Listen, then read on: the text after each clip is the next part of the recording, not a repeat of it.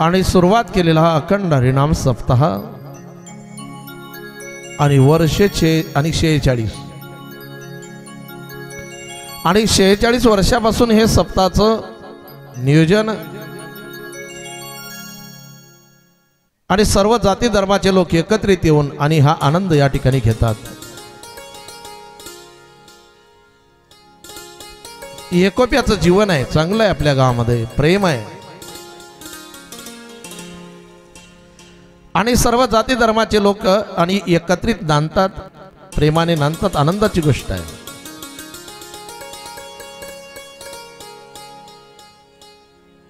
आणि एक बाणी एक वचनी एक पत्नी मर्यादा पुरुषोत्तम प्रभू रामचंद्रांचं चरित्र आपण या ठिकाणी श्रवण करीत आहात.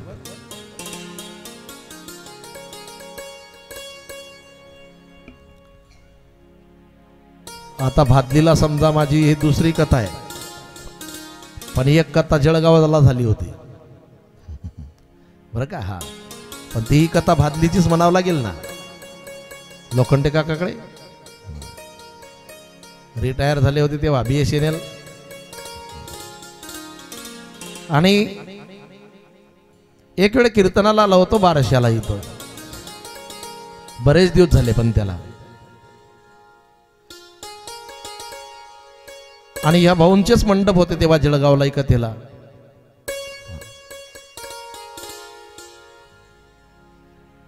बरेचसे मंडळी त्या टायमाला इथले होते, तिथं आपले विनेकरी महाराज मंडळी सुद्धा होते. आणि पारमार्थिक क्षेत्रातलं आपलं वातावरण आहे, मी आधीपासूनच जाणून आहे. जिथं प्रेम आहे तिथं भक्ती आहे. भक्ती प्रेम जिथं आहे ना तिथंच मी येत असतो, नाही तर मला आवडतही नाही. पण ज्या ठिकाणी वारकरी परंपरा आहे, श्रोते कमी असतील जास्त असतील तो विषय नाही, परंतु भक्ती प्रेम हे फार महत्वाचं आहे. तुम्ही सर्व जाणकार श्रोते आहे, मला आधीपासून माहिती आहे. आणि सर्व कार्यकर्ते मंडळी आणि सर्वांचा आग्रह, आमचे सुनील भाऊ मेहरूनचे ते सुद्धा जावायचं आहे इथले, आणि त्यांचाही आग्रह होता. आपले सर्व कार्यकर्ते मंडळी आणि राजेंद्र भाऊंनी फोन लावला तर सर्व कार्यकर्ते त्या ठिकाणी होते, माझ्याशी बोलले सर्व. आणि असा हा आपल्या सेवेचा योग माझ्या जीवनामध्ये आला. आता येतं आल्यानंतर बरेचसे मित्रमंडळी वाढले. आता 7 दिवसामध्ये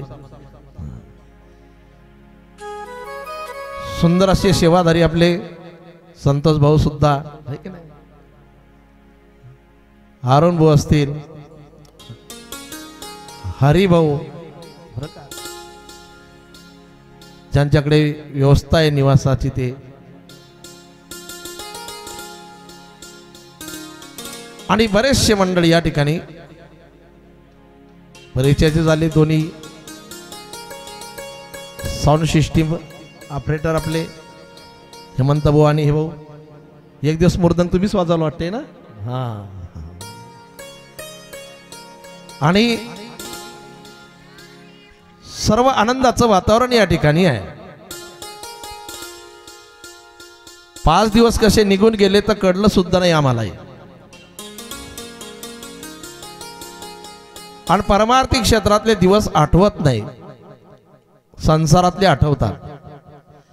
आणि त्यामध्ये तुमच्यासारखे भाविक भक्त भेटले ना तर असं वाटतं महिनाभर सप्ताह चालला पाहिजे.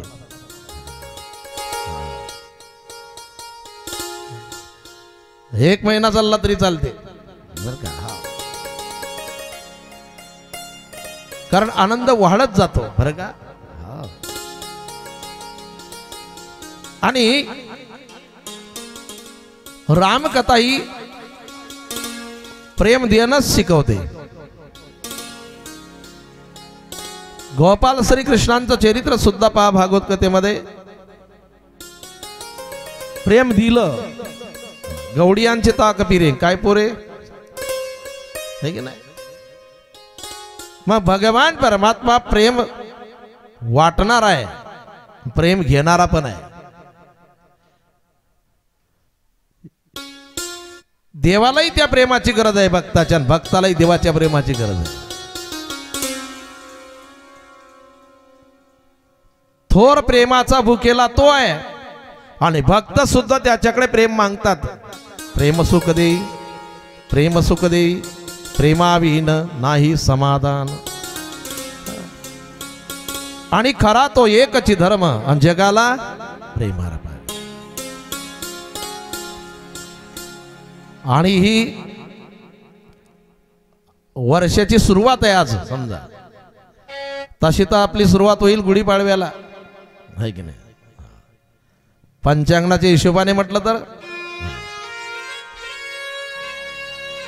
पण इंग्रजी महिने म्हटले तर आजपासून सुरुवात. पण तरी सुद्धा सर्वांचं वर्ष पुढील आनंदात जावं, सुखी समाधानी जावो, हीच प्रभू चरणी प्रार्थना करतो.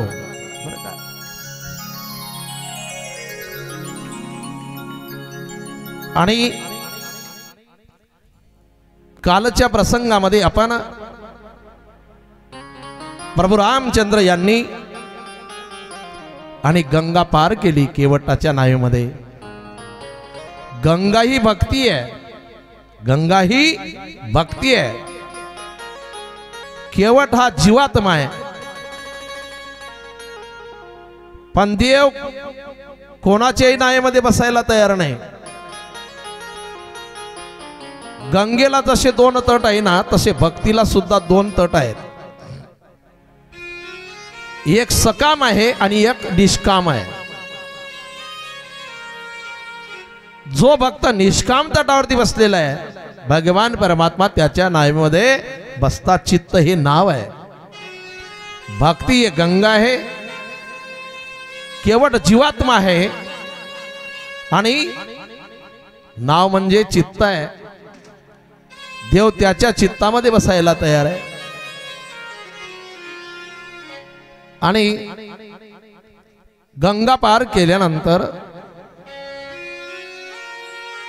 उतराई प्रसंग, पण केवटाने काही घेतलं नाही. ज्या वेळेला तुमच्या भवसागरात पर्यंत मी येणार तेव्हा मला भवसागर पार करून द्या की झालं काम. मी गंगा पार करून दिली नाही तुम्हाला, मी भवसागर त्या किनारी येणार तेव्हा मला भवसागर पार करून द्या की झालं काम. आणि देवा, ज्या वेळेला तुम्ही राक्षसांचा वध करसान, सीता मातेची सोडवण करणार, पुढचे प्रसंग म्हणजे तुमचा वनवास संपेल.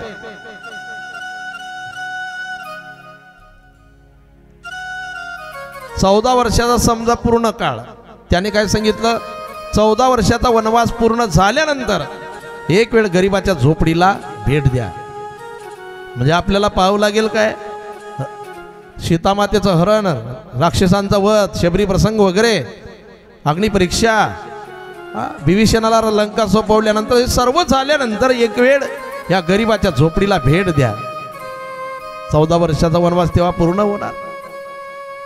पण जाता जाता एक वेळ, काही सेकंद का होईना, पण एक वेळ झोपडीला भेट द्या आणि मला दर्शन द्या आणि आम्हाला आशीर्वाद दिल्यानंतर मग अयोध्या नगरीला जा. पहा तुमचं लक्षात राहिलं तर, केवटाने सांगितलं तर. आणि नंतर पुढे भारद्वाज मुनींच्या आश्रमामध्ये जातात रामचंद्र, लक्ष्मण, सीता. आणि भारद्वाज मुनींना प्रश्न केला,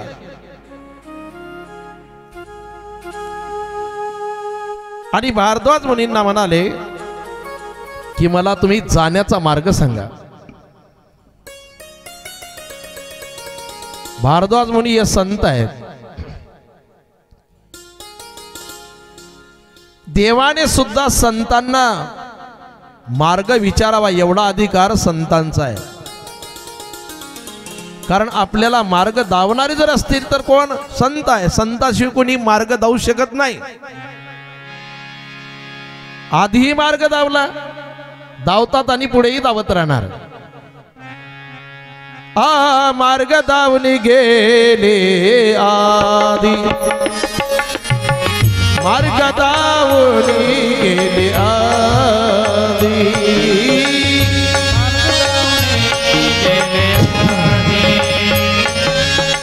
मार्ग धावून गेले आधी. दयानिधी संत ते, दयानिधी संत तेनेची पंते चालू जातात, तेनेची पंते चालू जातात, तेनेची पंते चालू जातात, तेनेची पंते चालू जातात, तेनेची पंते चालू जातात, तेनेची पंते चालू जातात. मार्ग धावून गेले आधी, दयानिधी संत ते. संतांनी धावलेल्या मार्गाने का आपण गेलो ना, मग चिंता करायची गरज नाही, तेनेची पंते चालू जातात. संताची या वाटे वाट चालू जाता, मग भय चिंता नाही नाही. निडोबाराई तेच सांगतात. आणि मनाच्या मार्गाने का आपण गेलो ना, मग फसगत झाल्याशिवाय राहत नाही. मनाच्या मार्गाने कधी जाऊ नये, मन म्हणेल त्या मार्गाने कधी जाऊ नये. गेलोस तर काय होईल, मनोमार्गी गेला, है की नाही. मनाच्या मार्गाने गेला म्हणजे फसलं ना काम. पण ज्ञानोबराय म्हणतात, संताचे संगती आकडावा श्रीपती, है की नाही. येणे पंते म्हणजे भगवान परमात्म्याची प्राप्ती करायची असेल तर हाच एक पंथ आहे. कोणता पंथ? म्हणजे मार्ग, म्हणजे रस्ता, आहे की नाही. हा रस्ता म्हणा, मार्ग म्हणा, पंथ म्हणा, वाट म्हणा, आहे की नाही. काही ठिकाणी वाट सांगितली त्यांनी, काही ठिकाणी पंथ सांगितले, काही ठिकाणी मार्ग सांगितले, काही ठिकाणी रस्ताही सांगितला. आणि पण संतांनी धावलेल्याच वाटेने जावं. आपण चांगल्या वाटेने गेलं तरी आयुष्य तेवढं आहे, आणि वाईट वाटेने गेलं तरी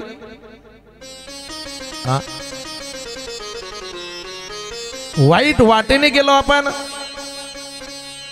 आयुष्य तेवढंच ना.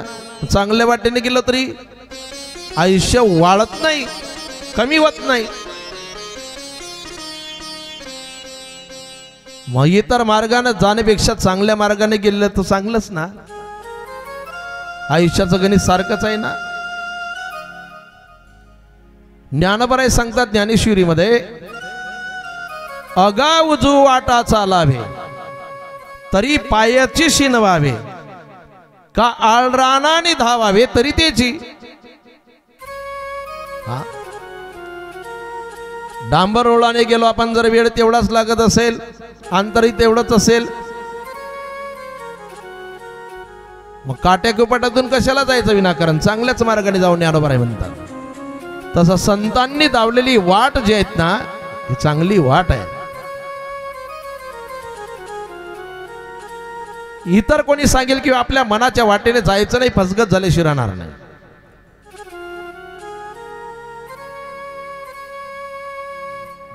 दोघांनी विचार केला की आपल्याला तीर्थयात्रेला जायचं, मित्र असतील. मग एकाने काय केलं,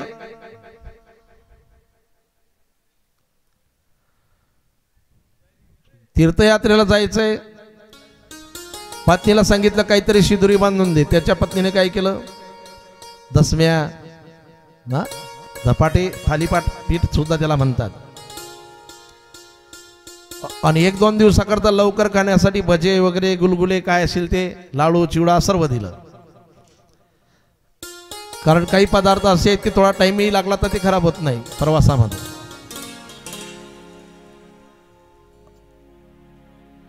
25 किलोचं वजन दिलं. किती? 25 किलोचं वजन. आणि त्याने आपली आपली कॅन बी घेतली पाण्याची त्याच्यामध्ये 25 मध्ये. आणि त्याचा दुसरा मित्र होता, तो म्हणे, झाली का तयारी? म्हणे झाली ना. मग त्याने सहज याची जे बॅग होती ना ती उचलून पाहिली. खरे म्हणे जास्तच जड आहे. अरे म्हणे घ्यावंच लागते ना. म्हणे पण वज उद्या पण घ्यावं लागते हे. आता ते दुसरं जे होतं ना ते घरी गेलं पण तिला सांगितलं म्हणे त्याच्या पत्नीनं त्याला 25 किलो वज दिलं म्हणे. मला बी न्यावं लागेल ना म्हणे. अनान म्हणे आता घाई घाई तयारी करतो मी. तो अंगणात पडेल पाटा आहे ना म्हणे, तो पाटा घे इकडे, वराटा बी घे इकडं. जेवढे अंगणामध्ये दगड होते असे पण मोजून मोजून 25 किलो वज त्याने पाठीला घेतलं. 25 किलो वज याच्याही आहे, 25 किलो वज त्याच्याही आहे. हा आहे की नाही? दोघांच्याही पाठीला 25 किलो वज झाल्यानंतर मध्याह्न काल्याला भूक लागल्यानंतर त्याने त्याची शिदोरी सोडली. लवकर शिळा ना होणारा जो स्वयंपाक होता तो आधी खायला सुरुवात केली. पाणी गिनी पिलं, मस्त रिंगलं. परत कॅन भरून घेतली शेतामध्ये विहिरीवर. संध्याकाळी अजून मुक्काम झाला, अजून खायला सुरुवात केली. हा आणि आता हे जे दगड घेणार होतं हे तोंडाकडे पाहायचं त्याच्या. असं करत करत मुक्कामापर्यंत गेले तेव्हा त्याचं 25 किलोचं वजन धीरे धीरे धीरे धीरे सर्व कमी झालं. आणि याचं घरापासून तिथपर्यंत वज जसं होतं तसं होतं. वज हेही होतं वज तेही होतं, पण दगडाचं 25 किलो वज घेण्यापेक्षा शिदुरीचं वज घेतलं. चांगलं झालं की नाही? हा तसं आहे. तसं वाट चांगली असेल वाईट असेल वेळ तेवढाच लागणार ना. ज्ञानोबारायांनी केलेलं प्रकरण आहे सुंदर ज्ञानेश्वरीमध्ये. काशिळात वाशी दोरिया दाटणे एक धनंजया परिवाता विसवय हिडेचे घेते. आणि आरतीचे जोगे बरं का. 25 किलो वज हेही आहे, 25 किलो वज तेही आहे, पण फायद्याचं ते आहे की नाही तसंच आहे. वाट संतांनी दावलेली एक आहे आणि एक मनाने जाणारी वाट आहे. मनाच्या वाटेने आपण गेलो ना आयुष्य तेवढंच आहे. संतांच्या वाटेने गेलो तर आयुष्य तेवढंच आहे. पण संतांनी दावलेल्या वाटेने जर गेलो ना आपण, वज राहणार नाही, वज उतरेल. शेवटी सुखरूप मुक्कामापर्यंत आपण जाणार. आणि मनाच्या वाटेने गेलो तर वज उतरणार नाही, वज जसं आहे तसंच राहणार. प्राप्ती तर होणारच नाही देवाची. म्हणजे खऱ्या सुखापर्यंत आपण पोहोचू शकत नाही. म्हणून संत जे वाट धावतात ना त्या वाटेने जावं. हे कोण शिकवतं आपल्याला? साक्षात भगवान परमात्म्याने सांगितलं की मी सुद्धा वाट विचारली. कुणाला? भारद्वाज मुनींना, म्हणजे संतांना. तुम्हालाही विचारावी लागेल. हे आपल्याला चरित्रामध्ये सांगितलं. आणि जिथं माता पिता नसेल तिथं संतांचा सल्ला घ्यावा, हे शास्त्र आहे. जन्म देणारे माता पिता ते आहेत. हा पण हा संत संगतीमध्ये दुसरा जन्म होतो. संतांना माता पिता म्हटलेलं आहे. तुम्ही संत माये बाप आहे की नाही म्हटलेलं आहे की नाही? तुम्ही मायबाप आहे संत. कारण जन्म देणारे माता पिता वेगळे आणि या ठिकाणी सांभाळणारे वेगळे. जसा प्रवास करताना वाटेने निघाला तर थकवा येतो की नाही? व्यावहारिक दृष्टीने येतो ना. मग एखादा लहान मुलगा असेल ते थकलं ना, मग मोठे माणसं काय करतात? त्याला उचलून घेतात ना कडेवरती. तसं संत म्हणतात की आम्ही जर थकलो ना तर आम्हालाही उचलून घेणार आहे. भागली मज वाहतील कडी, भागली मज वाहतील कडी, भागली मज वाहतील कडी, भागली मज वाहतील कडी. रे भागलिया म्हणजे थकल्यानंतर हा उचलून घेतात ना, बरेचसेंना उचलून घेतलं संतांनी, कुणाला उचललं नाही. हा कसाही पापी असू द्या तुम्ही, किती दुराचिरी असू तरी उचलून घेतलं संतांनी. आणि भगवान परमात्म्यापर्यंत घेऊन गेले संत. संत कुणाचाही तिरस्कार करत नाही आणि तिरस्कार करणारे संत होऊ शकत नाही. सकळांसी येते आहे अधिकार, असे सांगणारे म्हणजे संत आहे. आणि भारद्वाज मुनींना रस्ता विचारला तेव्हा भारद्वाज मुनींनी सरळ तुम्ही जा. व्यावहारिक दृष्टीने विचारलं ना, जा सरळ, हा मार्ग व्यवस्थित जातोय. पुढे गेल्यानंतर वाल्मिकी ऋषींच्या आश्रमामध्ये वाल्मिकी ऋषींना विचारलं. आधीचं नाव रत्नाकर, नंतरचं नाव वाल्या, वाटमाऱ्या धंदा केला है ना. एक ब्रह्महत्या केली की एक खडा टाकायचे तर 7 राजनं भरले. 7 राजनं ते काही लहान न होते. हा आपल्या राजनासारखे असतील का ते लहान लहान? फार मोठमोठे 7 राजनं भरले हो. एक ब्रह्महत्या केली की एक खडा टाकायचे.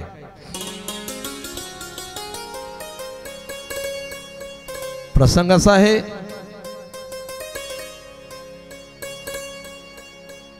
जे भगवान परमात्म्याचे साधक यायचे की नाही, त्यांच्याकडे ते शालिग्राम राहायचे पूजेसाठी.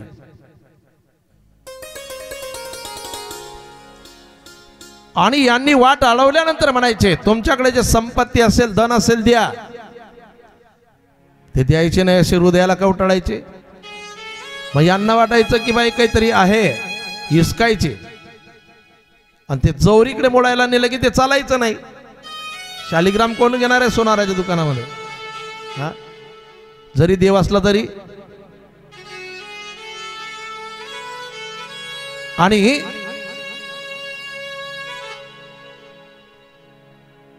याची पारख करणारा कोणीतरी येईल, यांना पारख नाही म्हणून ते काय करायचे, साठवून ठेवायचे. संताची भेट होत नाही, पण देवाची कृपा झाली ना की संताची भेट झाल्याशिवाय राहत नाही. अवघड आहे संत भेट. भाऊ अवघड आई संत भेटी, भाऊ अवघड आई संत भेटी, अवघड आहे संत भेटी, अवघड आहे संत भेटी.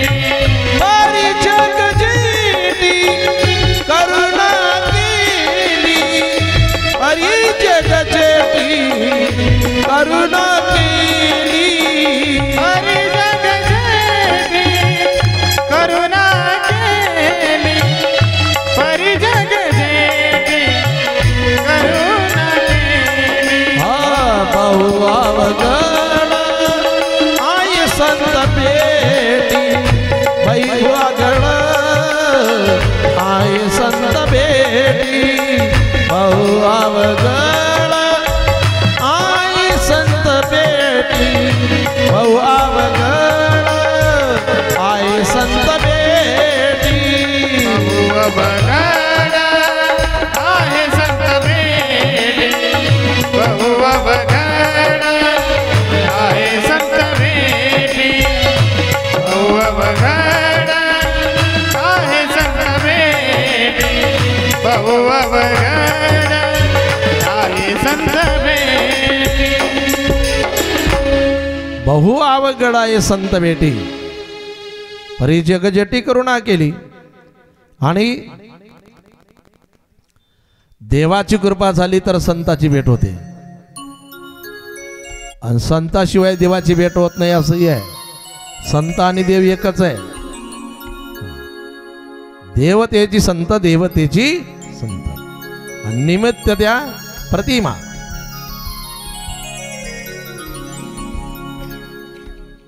आणि ज्या वाटेने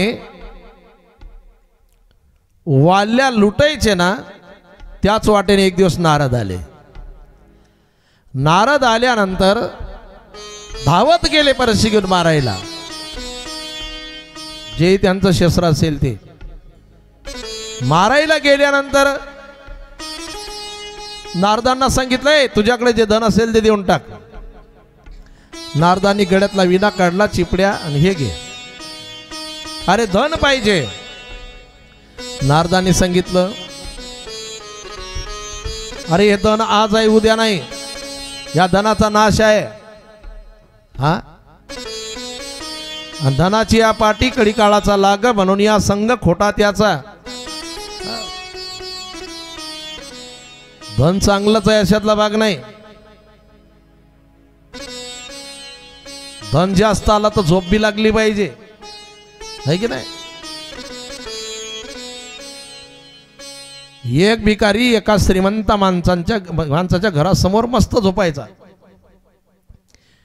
कोणी दिलं ते खायचं आणि झोपून जायचं, काही चिंता नाही. हे आपले स्टेरिओ कानाजवळ ठेवले तर चिंता नव्हती, अशी झोप लागायची त्याला.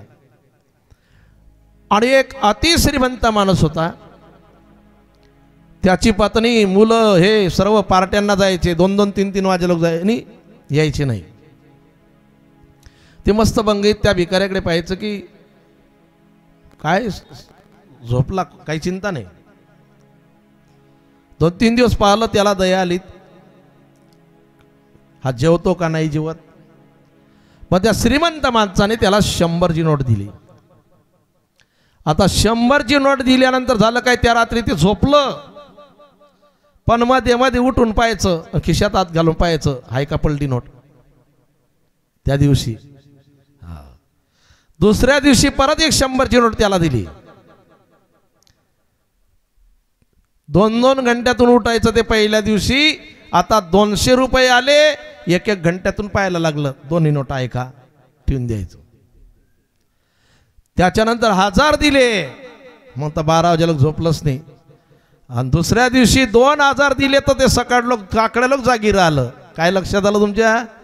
हा आधी काही नव्हतं, आरामात झोपला, काही चिंता नाही. हा म्हणजे पैसा हा सुखाने झोपविलच असं नाही. एखाद्याच्या अंगावर दागिने असू द्या, तुम्ही कुठेही जायची भीती आहे की नाही मावशी.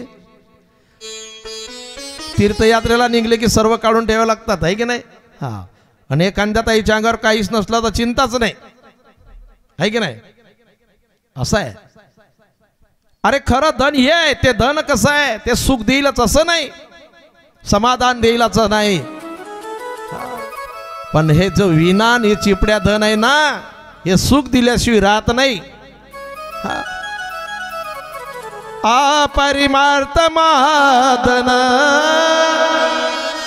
परिमार्थ महाधन, परिमार्थ महाधन,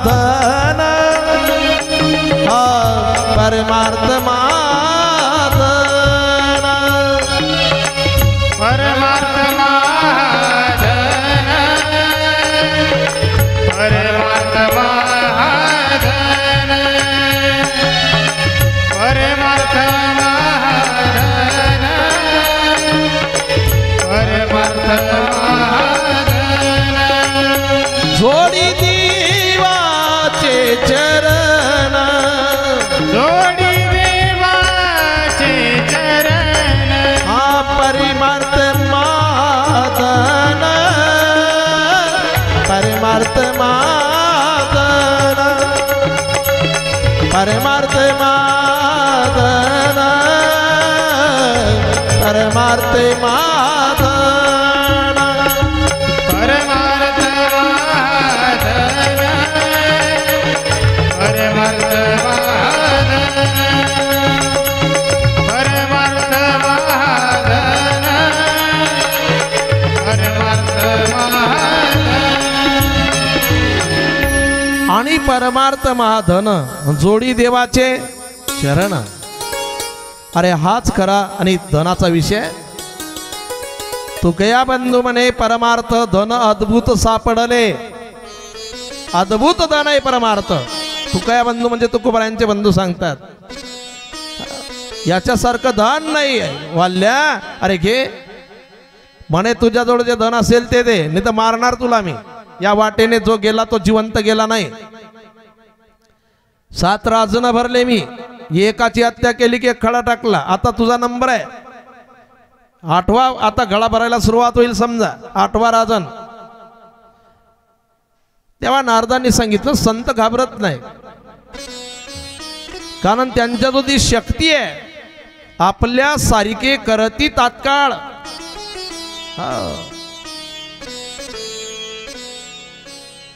आणि एवढं पाप तू केलं ना, एवढं पाप केलं,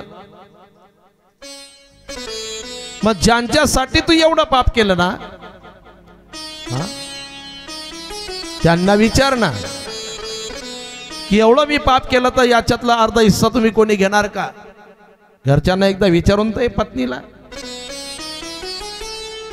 त्यावेळेला वाल्याने सांगितलं, वा रे वा, म्हणजे मी इथून जाणार आणि तू इथून चिंग चिंग चिंगाट पळून जाणार.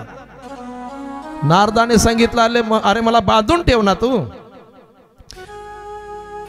त्यावेळेला वेलाला बांधले. तिथं का दोर होता का कोणता? वेलाला बांधले वृक्षाला. नारद म्हणाले, जा विचारू नये. घरचं जर कोणी अर्धा तुझं पाप घेत असेल तर काही हरकत नाही, चांगलंय, मी इथंच आहे. तू मला बांधलं तरी मी इथं आहे, हा नाही बांधलं तरी मी इथं आहे, जा. तिकडं घरी गेल्यानंतर सांगितलं जातं की त्यांच्या पत्नीला विंचू चावला होता. आणि विंचू चावला की किती थंड वाटते. हे गेले आणि म्हणाले, मी तुमच्यासाठी एवढं पाप केलं ना, नको त्याची हत्या केली की नाही मी तुमच्याकरता, तुमचं पालन पोषण करण्यासाठी. मग याच्यातलं अर्ध पाप तू घेतलं पाहिजे. पत्नीला म्हटले, अर्ध मी भोगेल, अर्ध तू भोगायचं. पत्नी म्हणाले, काही हरकत नाही, मी अर्धांगिनी तुमची, हा अर्ध पाप मी तुमचं घ्यायला तयार आहे. पण एक काम करा, मला विंचू चावला, मला फार वेदना होतात, माझ्या अर्ध्या वेदना जे आहेत ना तुम्ही घ्या. म्हणे, त्या विंचू तुला चावला ना, वेदना मी कशी घेणार? म्हणे, मग तसंच आहे, पाप तुम्ही केलं ना, आम्ही अर्ध कसं काय फेडणार? ज्याचं त्यांनाच फेडावं लागते. आणि डोळे उघडले ना. पत्नीने सांगितलं, तुम्ही काय करताय आम्हाला घेणं देणं नाही, पण आमचं पालन पोषण करण्याची जबाबदारी तुमची आहे. हा, आम्ही तुम्हाला थोडी म्हटलं की पाप कर्म करा आणि आमचं पालन पोषण करा. तुम्ही चांगलं कर्म करूनही आमचं पालन पोषण करू शकत होते. ही जबाबदारी तुमची आहे. आले ना थकल्या पावलाने वाढल्या. आल्यानंतर नारदांच्या चरणाला मिठी मारली. आणि संत चरण रज लागता सहज, आणि वासनेचे बीज जडून जाय. आणि संत चरण रज लागल्यानंतरचाच विषय आहे बरं का. मोकळं केलं नारदांना. सांगितलं, मला अनुग्रह द्या तुम्ही, माझा उद्धार कशाने होईल ते सांगा. नारदाने सांगितलं, चिंता करू नको, कितीही पाप तुझं जरी असेल, पण भगवान परमात्म्याचं नामचिंतन केलं ना, पाप राहत नाही. तुका म्हणे, महापातके पतित, पण होती जीवन मुक्त. मग राम राम नाव म्हणायचं सांगितलं. मी येईल एक दिवस, तोपर्यंत तू राम राम म्हण. आता त्यांचं रोजचं वळण काय पडलं होतं? मारा, आहे की नाही? हा, मग त्यांनी ते मारा म्हटले. रामा जमत नव्हतं. नारदांनी सांगितलं, काही नाही, हाच मंत्र जपला तरी चालेल, तू म्हण, मारा मारा म्हटलं तरी चालते. ते मारा मारा मारा मारा मारा. पुढे काय झालं, आहे की नाही? म्हणा तुम्ही, मारापासून सुरुवात करा, पुढे काय होतं पाहून घ्या. मारा मारा मारा मारा म्हटलं की पुढे हा आपोआप झालं ना ते.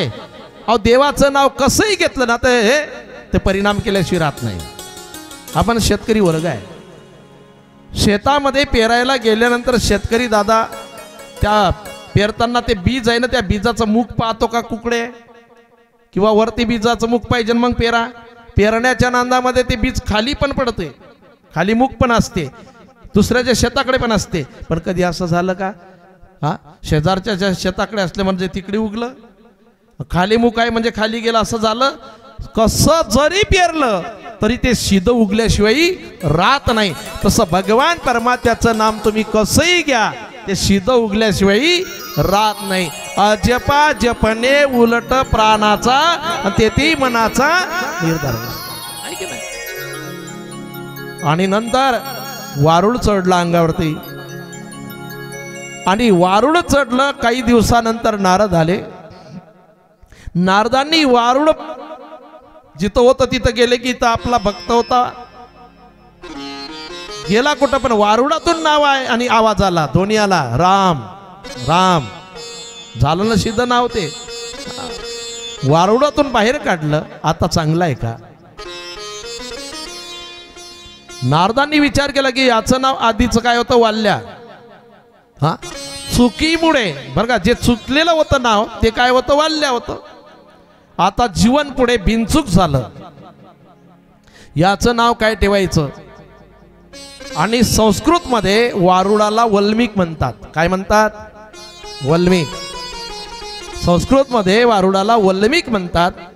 आणि म्हणून नारदांनी त्यांचं नाव ठेवलं. वारुळातून बाहेर काढलं ना, मग नाव ठेवलं वाल्मीक. असा तो विषय. आणि ते वाल्मीकजी रामायण लिहिलं त्यांनी. रामचंद्रांच्या अवताराच्या आधी केले रामायण. रामा आधी रामचंद्रांच्या अवताराच्या आधी रामायण लिहिलं आणि सर्व घटना त्याच्यामध्ये लिहिल्या. आणि जसं त्याच्यात आहे तसं वागावं लागलं रामचंद्रांना. जसं एखाद्या स्टोरी लिहिल्या जाते नाटक वगैरेची, मग ज्या लेखकाने ते लिहिलं तसं पात्र करावं लागतं की नाही समोरच्याला. हा, 20 वर्षाचा तरुण असेल आणि त्याला जर म्हाताऱ्याचं पात्र त्याच्यात लिहिलं असेल तर त्याला तसं करावं लागतेच, बदल होत नाही. पण त्यावेळेला जर त्याने म्हटलं बा मी 20 वर्षाचा वयाचा आहे आणि मी म्हातारा होणार नाही, डायरेक्टर म्हणेल मग तुझं काम नाही, दुसरा पाहू, निघून जा. तसं देवाला वागावं लागलं का? देव जरी असेल पण वाल्मिकांनी जसं लिहिलं ना तसं देवाला वागावं लागलं. एवढा अधिकार प्राप्त झाला. नंतर वाल्याचे कोण झाले?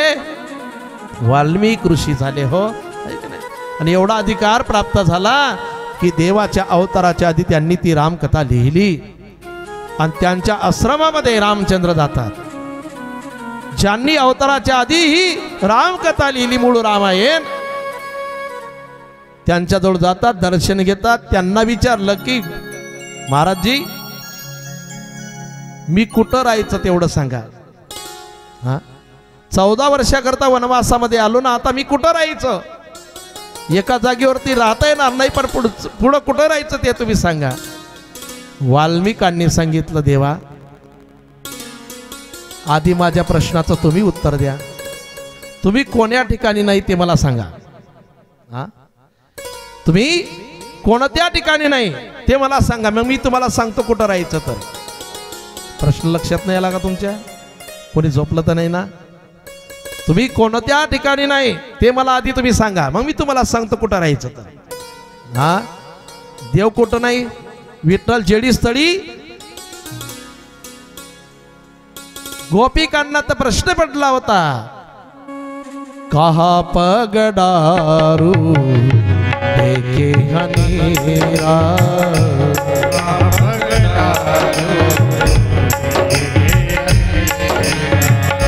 कहा पगडारू देखे हनीरा.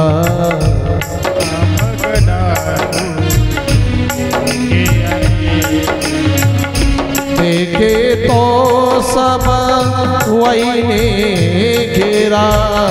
देखे तो सब वही ने घेरा. देखे तो सब वही ने घेरा.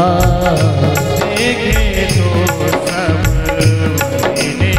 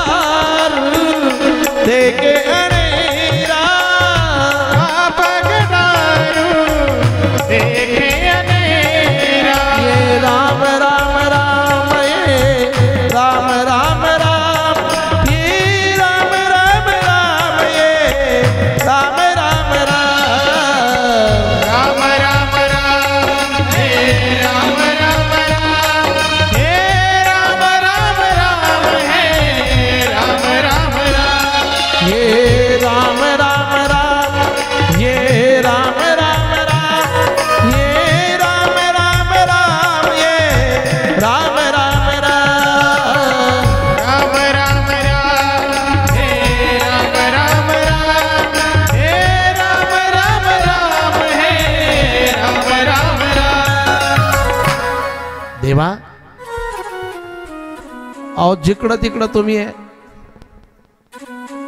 गोपिका म्हणायच्या की कुठं पाय ठेवायचा, पाय ठेवायला गेलं तर तिथेही माझा कृष्ण आहे. हा? आणि त्रेतायुगामध्ये वाल्मिकी ऋषी म्हणतात, देवा तुम्ही कुठं नाही, सर्वीकडे आहे. जे जे दृष्टी दिशे ते ते हरिरूप. जिकडं पाहिलं तिकडं तो नटलेला आहे. जशी दृष्टी तशी सृष्टी आहे की नाही. संतांच्या डोळ्याला तर जिकडे पाहिलं तिकडे तो दिसायचा. एकाला मुलगा झाला, होत नाही झाला, मग त्याला वाटलं सप्ताह चालू आहे बा, तर मग लाडू वाटायचे. हा, मुलगी झाली की जिलेबी वाटतात ना लोक.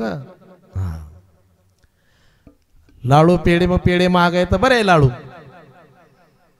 हॉटेल मालकाकडे गेलं ते, खाऊ भाऊ लाडू घ्यायचे, किती? 50 किलो घेऊ. गाव मोठा आहे, भावही ठरला. आणि लाडू त्याने घेतला एक हातामध्ये. हॉटेल मालकाला सांगितलं म्हणे याच्यात माशी आहे. दुसरा घ्या. दुसरा लाडू काढला त्याने, म्हणे याच्यातही माशी आहे. हॉटेल मालकाला वाटलं होऊ शकते चुकी नौकराकडून, म्हणे भाऊ चांगले घ्या ना तुम्ही. तिसरा घेतला. असं करता करता त्याने पूर्ण कपाटच खाली करून टाकलं. हॉटेल मालकाला वाटलं एवढे काही मासे नाही राहू शकत लाडू मध्ये. जो लाडू घेतला याने सांगितलं माशीच आहे. हॉटेल मालकाने याच्याकडे पाहिलं, याने लायला तर चष्मा. म्हणे भाऊ चष्मा काढा मग लाडू घ्या. म्हणे काय झालं चष्म्याला? म्हणे तुम्ही चष्मा तर काढा. तेव्हा त्याने चष्मा काढून पाहिलं तर त्याच्या चष्म्याच्या काचाला माशी मरून चिटकेल होती. आता सांगा तुम्ही, आहे ना, ज्याच्या चष्म्याला माशी मरून चिटकलेली आहे त्याला सर्वीकडे काय दिसेल? माशी, आहे की नाही. तसं ज्यांच्या डोळ्याला देवच चिटकला त्यांना काय दिसेल? जिकडं पाहिलं तिकडं देवच दिसेल ना. तर भगवान परमात्माच त्यांच्या डोळ्याला चिटकला. देखिला डोळा बैसला मणी तोची वदनी.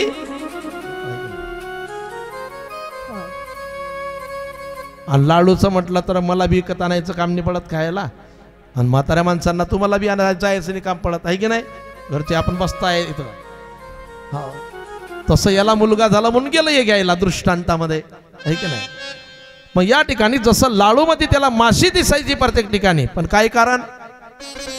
हा, आहे की नाही. तसं देवाचा भक्त जो असेल ना त्याच्या डोळ्याला काय, जिकडं पाहिलं तिकडं तो नटलेला आहे. पाय ठेवायला गेलं तर तिथेही तो आहे. अशी कोणतीच जागा नाही की तिथं तो नाही. तो भरून उरला चराचरामध्ये. तुका म्हणे विठू भरिला सबाय, उने काय आहे चराचरी. चर अचर भरून उरलेला भगवान परमात्मा आहे.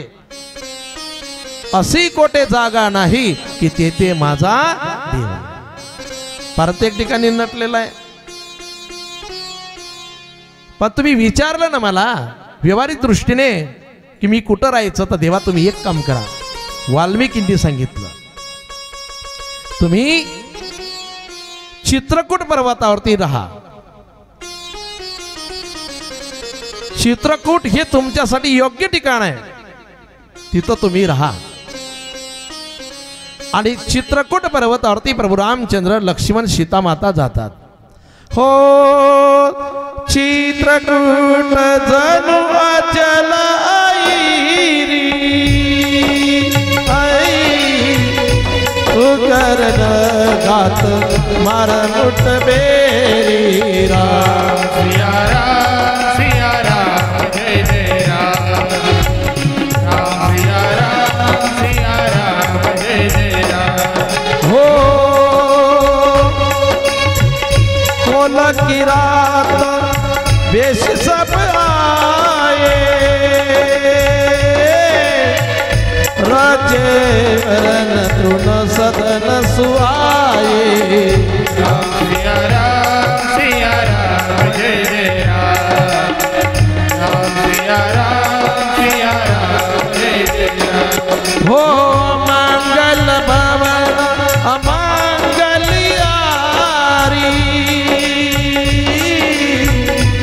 तरवसु दशरथ अजीर बिहारी राम।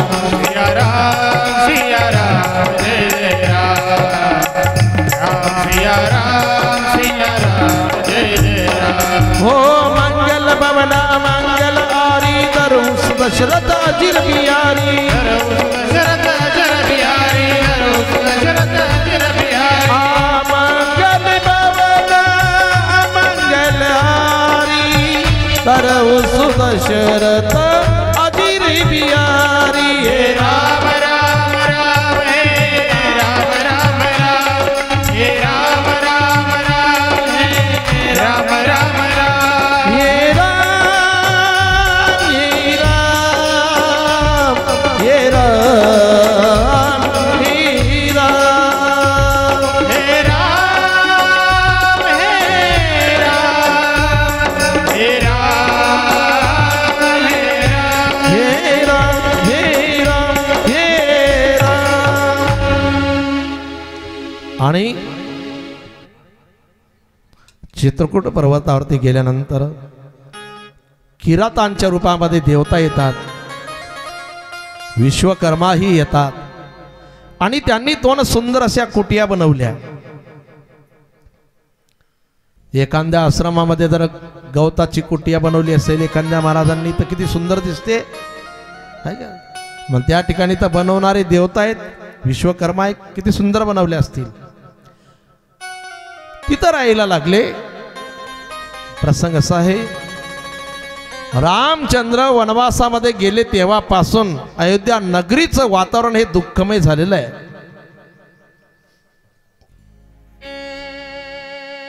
दशरथ राजे राम राम राम राम राम म्हणत आहे, सर्व दुःखी त्या ठिकाणी।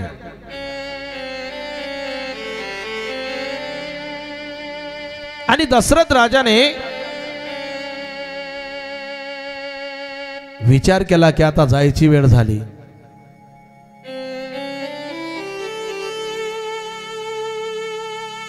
कारण मरताना माणसाला चित्र आठवते। वाईट कर्म केलं असेल ना तर त्यावेळेला पश्चाताप होतो की आपण किती वाईट कर्म केलं, किती लोकांचे आपण मन दुखले असतील, अंतःकरण दुखलं असेल। त्यावेळेला डोळ्यापुढे चित्र उमटतं मरताना, तेव्हा ते रडतं। आणि काही एक चूक न करणारा जो आहे ना तो आनंदामध्ये जातो। त्याला विचार करायची गरजच नाही, कारण त्याला आत्मविश्वास आहे की आपण एकही काम वाईट केलं नाही। पण ज्यांनी वाईट कामं केले असतील ना, जोपर्यंत तारुण्य आहे, पैसा आहे, सत्ता आहे, बल सर्व काही आहे, परिवाराचं बळ असेल एखाद्याला, शेवटी पश्चाताप होतो की शेवटी प्रत्येकाला जायचंच आहे ना। अयोध्या नगरीचा राजा दशरथ सुद्धा त्यावेळेला डोळ्यामध्ये पाणी आहे। कौशल्याला विचारलं, सुमित्रेला विचारलं, वशिष्ठ ऋषींना विचारलं, सुमंताला विचारलं, तुम्हाला काही दिसतंय का? म्हणे नाही, आम्हाला नाही दिसत। पण दशरथ राजाने सांगितलं की मला दिसतंय। काय दिसतंय? काही एक चूक नसताना त्या निष्पाप बालकाची हत्या मी केली ना, ते चित्र मला दिसतंय। काही एक चूक नसताना बिन पाण्याचे त्यांनी प्राण सोडले, एक थेंब पाणी पिलं नाही ना। त्या श्रावण बाळाचे आई वडील ते आंधळे मला दिसतात। शेवटी चित्र उमटलं। जसं लग्नामध्ये काढलेली शूटिंग म्हातारे झाल्यानंतर सुद्धा ते जोडपं पाहू शकतं ना, तसं आहे आयुष्यभर आपल्या जीवनात काय काय शूटिंग घेतली आपण, शेवटी पाहायला मिळते।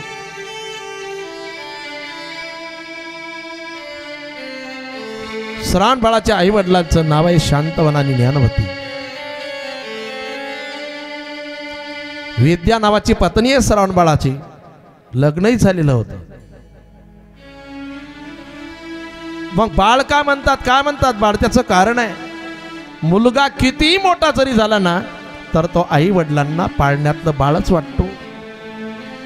मुलगा बाहेर शहरामध्ये नोकरीला असेल, सुनबाई नोकरीला असेल, त्यांना मुलं झाले असतील, पण तरी त्यांना वाटी लावताना आई बाप म्हणतातच की बाळा व्यवस्थित जा, व्यवस्थित जेवण करायचं, व्यवस्थित वेळेच्या आत घरी यायचं, वाईट संगतीत जायचं नाही, कोणावर विश्वास ठेवायचं नाही, समजून सांगतात. आता त्यांना तर मुलं झालेले आहेत का, 2-2, 3-3 लाख रुपये महिना पगार असेल त्यांना. यांचं खेड्यातलं जीवन आहे, त्यांचं शहरातलं जीवन आहे. हा, पण तरी सुद्धा आई वडील समजून सांगतात, कारण पाळण्यातला बाळ वाटतो मुलगा. लग्न जरी झालं तरी, तो मुलांचा बाप झाला तरी आई वडील जोपर्यंत आहे ना, एवढंच नाही, मुलाचे लग्न झाले, समजा नातू पंतूचे लग्न झाले, आणि तरी सुद्धा देह सोडायची वेळ आली ना तरी सुद्धा काय करतात, आपल्या मुलांना चांगलंच सांगतात म्हातारे माणसं. कारण तेव्हाही त्यांना वाटतं की आपण होतो तर ठीक होतं, आपण गेल्यानंतर याचं काय होईल, हा विचार त्यांच्या मनामध्ये असतो. आणि म्हणून बाळ शब्द वापरला. आणि त्यांचे नाव आहेत, पत्नीचं नाव शरणबाळाच्या. ते जन्मता आंधळे नाही, जन्मता नाही. एक वेळ त्यांच्याकडे त्रिजटा नावाचे ऋषी येतात,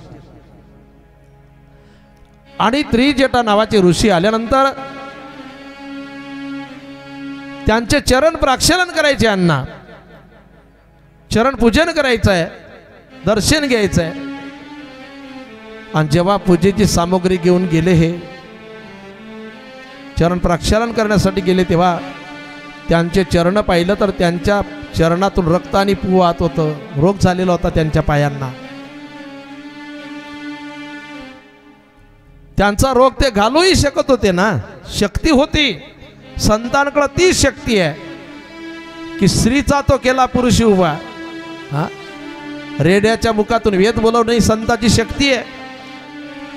कोरड्या विहिरीला पाणी लावणं ही संताची शक्ती आहे. मेलेला माणूस जिवंत केलं हे त्यांची शक्ती आहे. महाभोग जो आहे ना, भोगून संपवा. भोग जो आहे जीवनामध्ये, हा ठेवण्यात आनंद नाही, हा भोगण्यात आनंद आहे. घरातले उंदीर जसं जाण्यात समाधान आहे, उंदीर तसं आहे. म्हणून त्यांनी तो भोग तसाच ठेवला. भोग भोगून संपवावा. या दोघांनी विचार केला की आपल्याला यांचं दर्शन घ्यावं लागेल. रक्त आणि पू वाहत आहे, दुर्गंध पसरलेली त्या ठिकाणी सर्व. यांनी दर्शन घेतलं त्या महाराजांचं, पण डोळे बंद करून घेतलं. आणि डोळे बंद करून घेतल्यानंतर त्या त्रिजटा नावाच्या ऋषींनी शाप दिला की तुम्ही माझे चरण पाहिले नाही ना, आजपासून तुम्ही या डोळ्यांनी हे जगच पाहू शकत नाही, आंधळे व्हाल. शाप दिला. त्यांनी विनंती केली, महाराज आमचं चुकलं, आम्ही अज्ञानी आहे, आम्हाला उशाप द्या. आणि जो चुकतो तो जीवात्मा, चुकत नाही तो परमात्मा. चुकलेल्यांना बिनचूक करतात ते संत. संताचं काम आहे, जे चुका करतात ना त्यांना बिनचूक करणं संताचं काम आहे.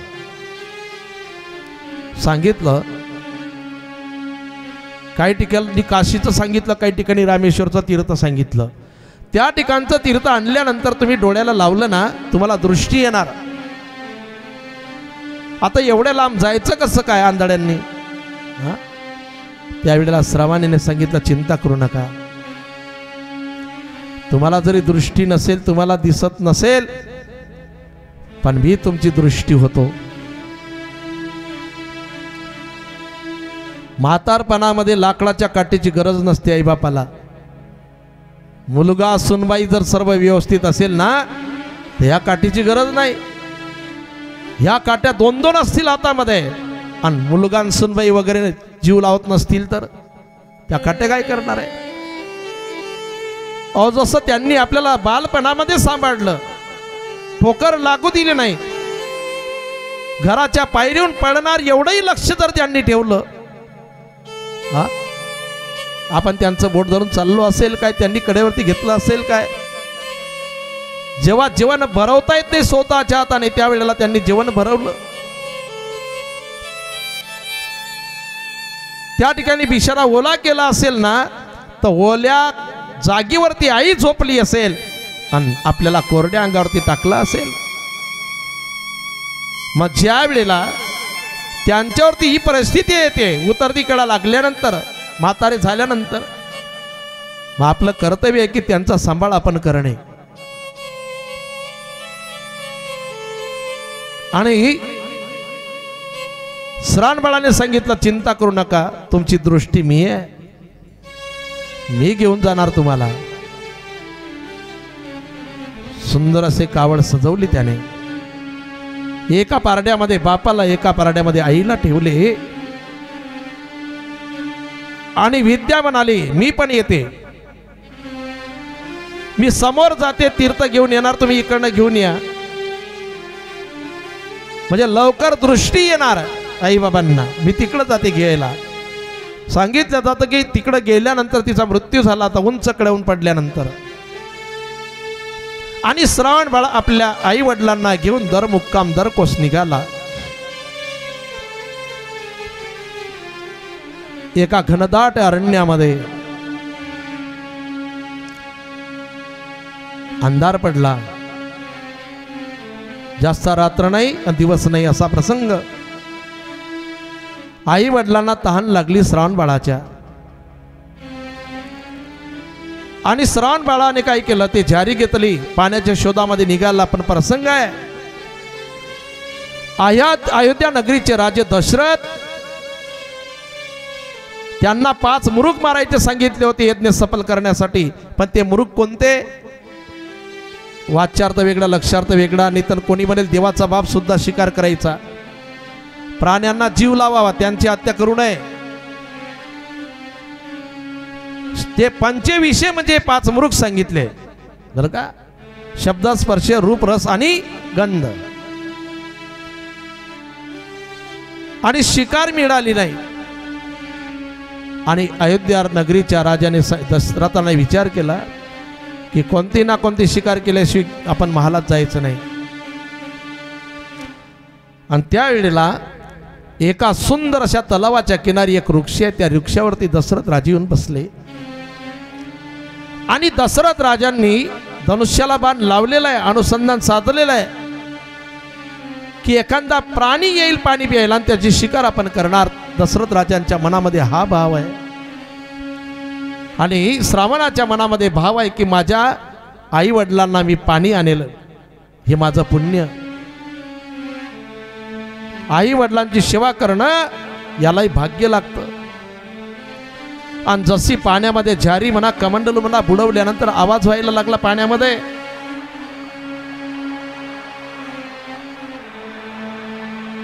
आणि पाण्याचा आवाज झाला तेव्हा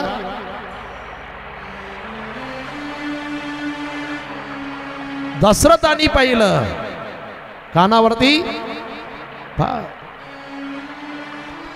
या ठिकाणी जारी बुडवण्याचा आवाज कानावरती आल्यानंतर त्यांना वाटलं कोणीतरी प्राणी त्या ठिकाणी आला असेल. आणि त्या दिशेने बाण सोडला. आणि बाण सोडला त्या दिशेने आणि आवाज आला, आई.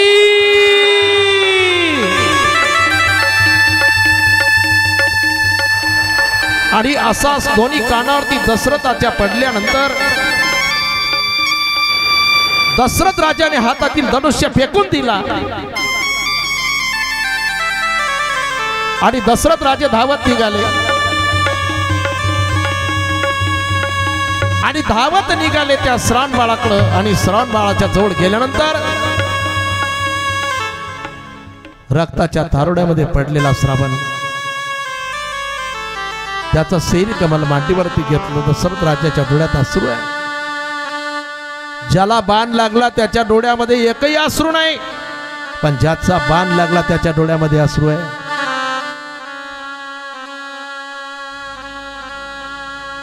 कारण श्रावणबाळाला वाटलं की आपण जर या ठिकाणी प्राण सोडत आहे ना, पण आई वडिलांना पाणी पाजण्यासाठी आपण आलो होतो.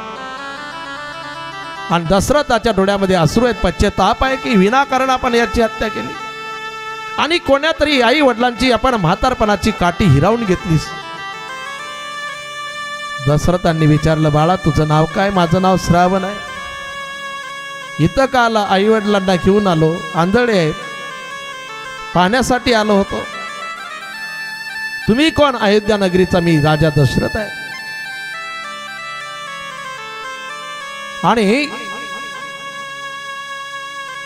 मी फार मोठा अपराध केला तुझा काही एक गुन्हा नसताना तुला रक्ताच्या तारड्यामध्ये पडावं लागलं श्रावणा. त्यावेळेला श्रावण बाळाने सांगितलं, हात जोडून विनंती केली की एक काम करा, मला मरायचं दुःख नाही, पण शेवटी आई वडिलांच्या मुखामध्ये पाणी टाकायला मुलगाच पाहिजे. पितृऋण मातृऋण या ऋणातून मुक्त होण्यासाठी मला ते संधी मिळाली नाही आणि ते बिना पाण्याचे प्राण सोडणार. जारी मी भरलेली आहे, फक्त हे जारी घेऊन जा आणि त्यांना पाणी पाजा की झालं काम. दशरथ राजे जायला तयार नाही. श्रावण बाळाने सांगितलं, माझी शपथ आहे तुम्हाला जा, तुम्ही माझी चिंता करू नका. आणि दशरथ राजांनी ती जारी घेतली, निघाले. आणि जारी घेऊन निघाल्यानंतर ज्या ठिकाणी श्रावण बाळाचे आई वडील आहे ना, त्या ठिकाणी आल्यानंतर जारी टेकवली, बोलले नाही. कारण दशरथ राजाला कळलं की आपण दशरथ आहे, श्रावण रक्ताच्या तरोड्यात पडलेला आहे, असं जर कळलं तर हे पाणी पिणार नाही आणि पाणी न पिता प्राण सोडणार.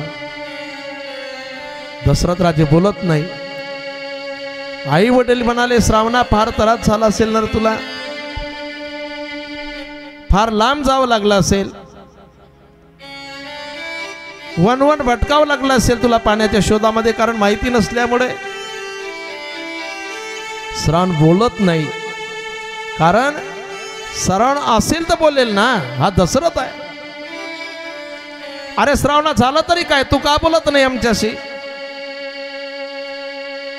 अरे तुला जर आमचा जास्त त्रास होत असेल ना, मी मनापासून सांगतो श्रावणा, अरे आम्हाला दृष्टीची गरज नाही, आम्हाला घेऊन चाल घरामध्ये, आम्ही आपल्या आपल्या घरामध्ये राहणार. दोन शब्द प्रेमाने आमच्याशी बोलला तरी काफी आहे. अरे जोपर्यंत तू आमच्याशी बोलणार नाही, आम्ही पाणी सुद्धा पिणार नाही. तरी श्रावण बोलत नाही. आणि आई वडिलांची अपेक्षा एवढीच असते की मुलाने घराच्या बाहेर जाताना आपल्याशी दोन शब्द बोलावे, संध्याकाळी घरी आल्यानंतर दोन शब्द बोलावे. याच्यापेक्षा काय? आई वडील कुणाची असो, चांगले वस्त्र, चांगलं खायला वगैरे काही मागत नाही. अहो 2 दिवसाचा बासी तुकडा जरी त्यांच्या पुढे फेकला कुत्र्यासारखा तरी ते आनंदात खायला तयार आहे. फक्त मुलाने आपल्याशी दोन शब्द प्रेमाने बोलावे, एवढी मात्र त्यांची अपेक्षा असते, बाकीचं काही नाही. चांगल्या पलंगावरती, चांगल्या गादीवरती मुलाने झोपवावं असंही त्यांच्या मनामध्ये अपेक्षा कधी राहत नाही. आमच्याने जर मुलाने काहीतरी पैसे ठेवावे असं वगैरे त्यांना काही एक त्याच्यातलं वाटत नाही. पंचपक्वान्न खायला मिळावे अशी त्यांची अपेक्षा नाही. पण माझ्या मुलाने 2 शब्द माझ्याशी प्रेमाने बोलावं, एवढी मात्र त्यांना भूक कायम लागलेली असते, ती ताण कायम आहे. आणि त्यावेळेला दशरथ राजे तरी बोलत नाही, कारण दशरथ राजाच्या मनामध्ये एक भीती आहे की कदाचित यांना कळलं तर पाणी पिणार नाही, प्राण सोडणार. त्यावेळेला श्रावण बाळाचे आई वडील म्हणाले, जोपर्यंत तू आमच्याशी बोलणार नाही ना, आम्ही पाणी सुद्धा पिणार नाही. मग मात्र बोलावं लागलं दशरथ राजांना. दशरथांनी सांगितलं, तुमचा पुत्र जो आहे ना भाग्यवान आहे. त्या ठिकाणी रक्ताच्या तरोड्यामध्ये पूर्ण प्रसंग सांगितला. मी अपराधी आहे तुमचा, मी सजा भोगायला तयार आहे, पण तुम्ही पाणी प्या. त्यावेळेला सांगितलं दोघांनी, अरे दशरथा, अरे कोणत्या जन्माचं पाप आमचं,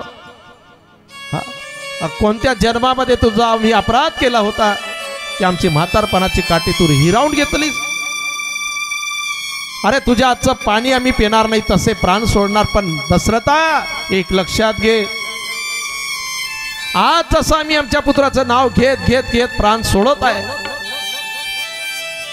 तसं तूही ज्या वेळेला प्राण सोडशील ना, मुलाचं नाव घेत घेत प्राण सोडशील, आज जसं आमच्या मुखामध्ये पाणी टाकायला आमचा श्रावण नाही, तसं तुझ्याजवळ सुद्धा तुझा एकही पुत्र पाणी टाकायला राहणार नाही तुझ्या मुखामध्ये.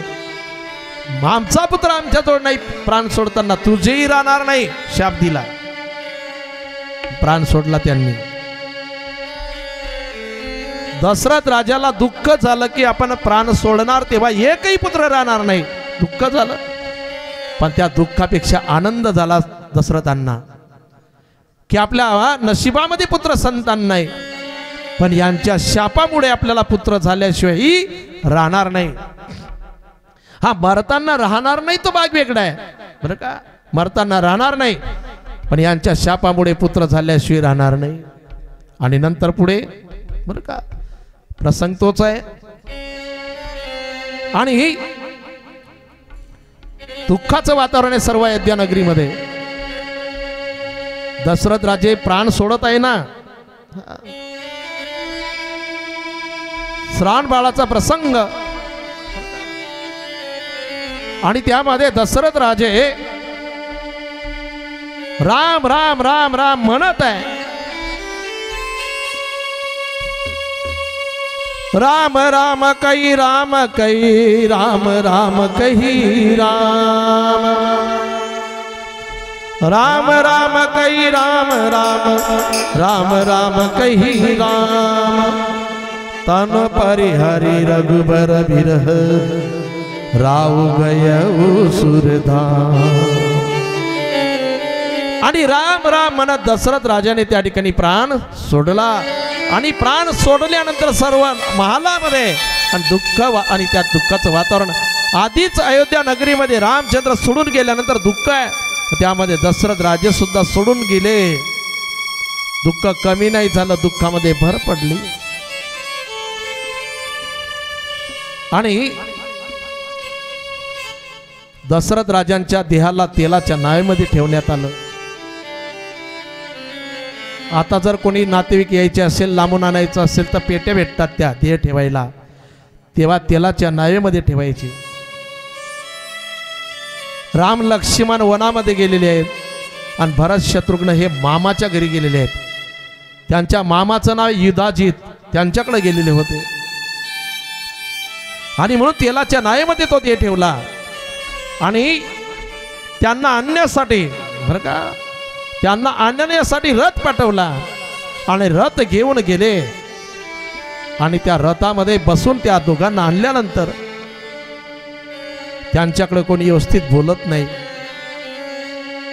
अयोध्या नगरीमध्ये आल्यानंतर सर्व वातावरण बदल झालं. गेले तेव्हा वेगळं होतं आनंदी वातावरण मामाच्या घरी, आणि आले तेव्हा वेगळं वातावरण आहे. कावडे वरडतात, कुत्रे भुंकतात, कोल्यांचा भुंकण्याचा आवाज. भरताकडे कोणी व्यवस्थित पाहतही नाही. सर्व त्याला द्वेष देऊ लागले भरताला. भरताला काही कळत नाही, माहिती नाही त्याचलं. आणि आपल्याकडे कोणी चांगल्या नजरेने का पाहत नाही, चांगलं का बोलत नाही. अयोध्या नगरीमध्ये दुःखाचं वातावरण काय, माझं काय चुकलं हे कोण सांगेल. मग कैकेयी मातेच्या महालाकडे धाव घेतली भरताने, रथातून उडी घेतली. कैकेयीच्या महालामध्ये जाण्याचं कारण आहे, जन्मतिथी आई आहे म्हणून धावत गेले भरत असं नाही, पण खरी परिस्थिती काय, माझ्या रामचंद्राशिवाय मला कोणी सांगणार नाही. आणि रामचंद्र कोणाच्या महालात राहायचे, कैकेयी मातेच्या महालामध्ये राहायचे. कौसल्या मातेने जन्म दिला असेल पण महालामध्ये राहायचे ते कैकेयी मातेच्या महालामध्ये राहायचे. म्हणून रामचंद्रांना भेटण्यासाठी की त्यांना मला विचारायचं असं का झालं म्हणून कैकेयीच्या महालामध्ये गेले. प्रत्येक ठिकाणी शोधायला लागले पण रामचंद्र दिसत नाही. भरताने विचारलं, माते या ठिकाणी सर्व दुःख आहे, असं वातावरण झालं, काय कारण आहे.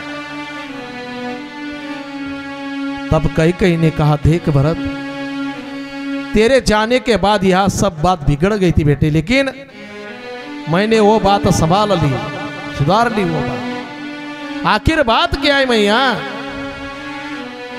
जो आपने संभाल ली। तब कई ने कहा तेरे पिताजी ही राम को राजगद्दी पे बिठाने वाले थे, राज तिलक करने वाले थे।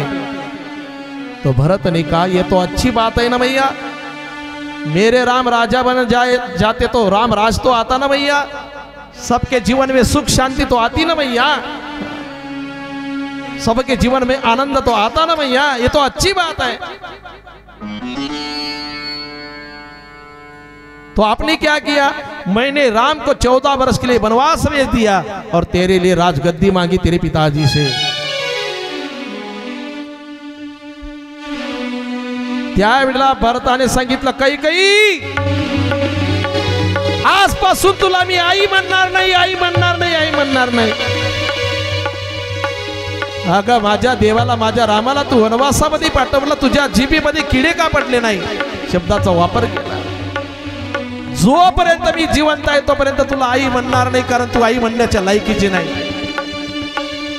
आपल्या मुलाला 14 वर्षाकरता वनवासामध्ये पाठवणारी आई असू शकते का? तू आई म्हणण्याच्या लायकीची नाही, तुला मी आई म्हणून कधी हाक मारणार नाही। त्यावेळेला मात्र पश्चाताप झाला कैकेयी मातेला।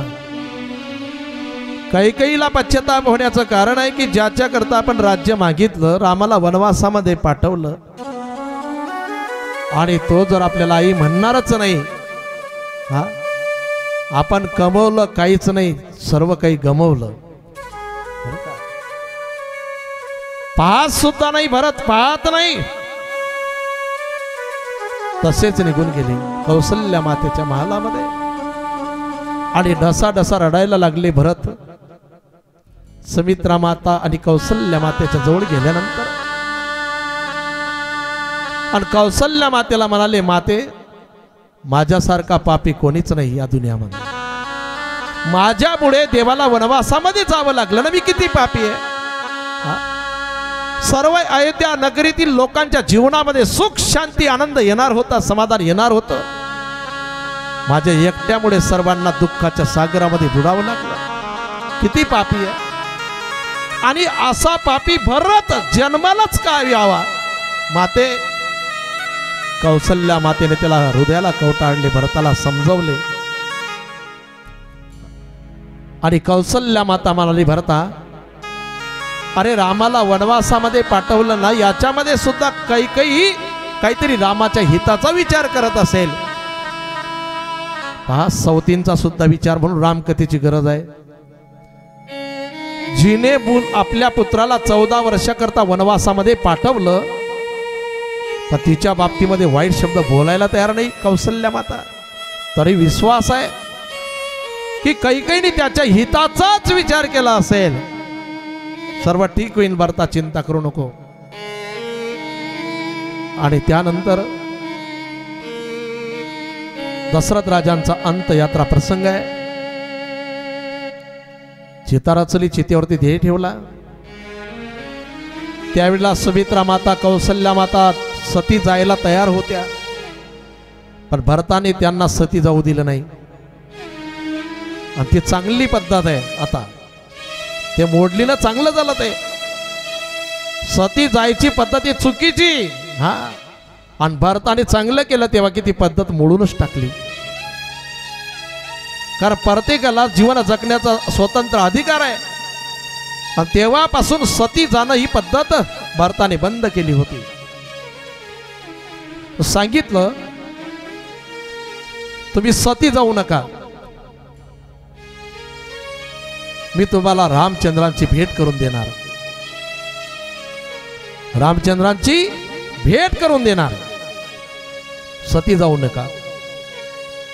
सर्वांनी सांगितलं की भरता तुझ्यासाठी राज्य मागितलं होतं कैकेयीने, तुझ्या पित्याने दिलं, तू या ठिकाणी सिंहासनाचा स्वीकार कर। भरताने सांगितलं ही जागा जी आहेत ना, हे सिंहासन आहे ना, हे प्रभू रामचंद्रांचं सिंहासन आहे, याला स्पर्श करण्याचा सुद्धा मला अधिकार नाही, मी या राज्याचा स्वीकार करणार नाही। या नगरीचे खरे राजे जर कोण असेल तर रामचंद्र आहेत। भरताने त्यागलं आणि